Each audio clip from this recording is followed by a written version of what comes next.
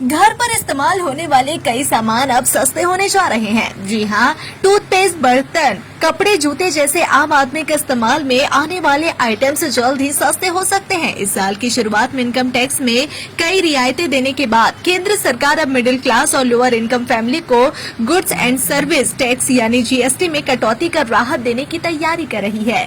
Reports के मुताबिक सरकार 12% जीएसटी स्लैब को पूरी तरह से खत्म करने या वर्तमान में 12% टैक्स वाले आइटम्स को 5% स्लैब में ला सकती है। सूत्रों के अनुसार इस रिस्ट्रक्चरिंग यानी बदलाव में मिडिल क्लास और इकोनॉमिकल वीकर सेक्शन के यूज में आने वाले आइटम्स शामिल होंगे।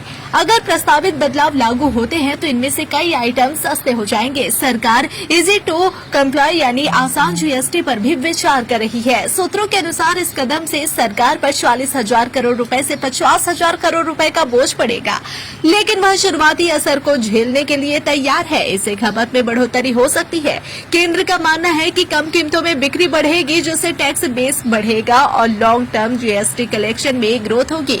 वित्त मंत्री निर्मला सीतारमण ने हाल ही में एक इंटरव्यू में जीएसटी रेट्स में संभावित बदलावों का संकेत देते हुए कहा था कि सरकार जरूरी वस्तुओं पर मिडिल क्लास को राहत देने पर विचार कर रही है। केंद्र के दबाव के बावजूद राज्यों के बीच आम सहमति नहीं बन पाई है। जीएसटी के तहत दरों में बदलाव के लिए जीएसटी काउंसिल से रिकमेंडेशन की जरूरत होती है, जहां हर राज्य को मतदान का अधिकार है। वर्तमान में पंजाब, केरल, मध्य प्रदेश और पश्चिम बंगाल से विरोध की खबरें आ रही है। आज तक जीएसटी काउंसिल के इतिहास में सिर्फ एक बार ही मतदान हुआ है। हर फैसला आम सहमति से लिया जाता है। इस मुद्दे पर 56वीं जीएसटी काउंसिल की मीटिंग में चर्चा होने की उम्मीद है, जो इसी महीने के आखिरी में बुलाई जा सकती है।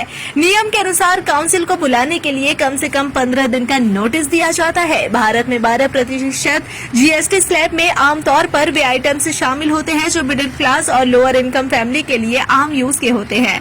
हालांकि वे आइटम्स जो आम यूज में नहीं आते हैं उन पर 0% या 5% टैक्स लगाया जाता है।